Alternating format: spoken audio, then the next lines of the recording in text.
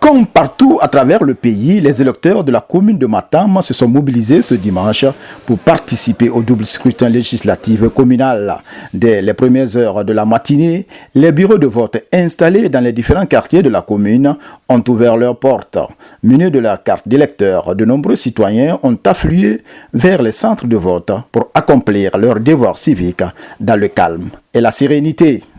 Je voudrais franchement profiter de votre micro pour les appeler massivement à sortir pour aller voter dans le calme, dans la paix et dans le respect de nos valeurs républicaines. Déjà, on tient à féliciter la direction générale des élections pour l'organisation de ce processus électoral, mais aussi le gouvernement tout entier qui nous amène vers la fin du retour à l'ordre constitutionnel.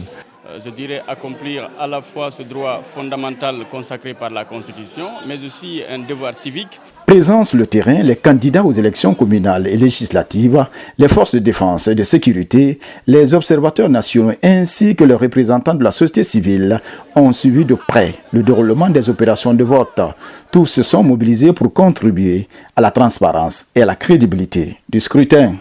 Je ne veux pas commencer sans saluer d'abord le retour de l'ordre constitutionnel qui nous a permis de saisir cette opportunité.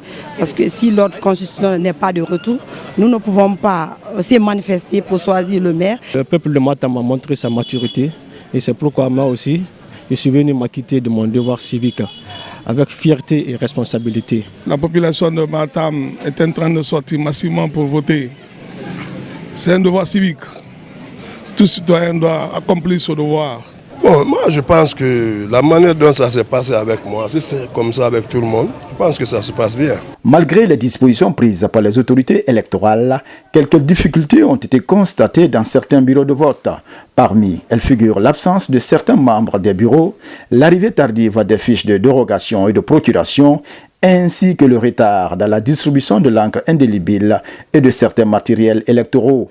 Ces insuffisances n'ont pas empêché la poursuite du vote. Un important dispositif sécuritaire a été déployé tout au long de la journée afin de garantir le bon déroulement des opérations électorales.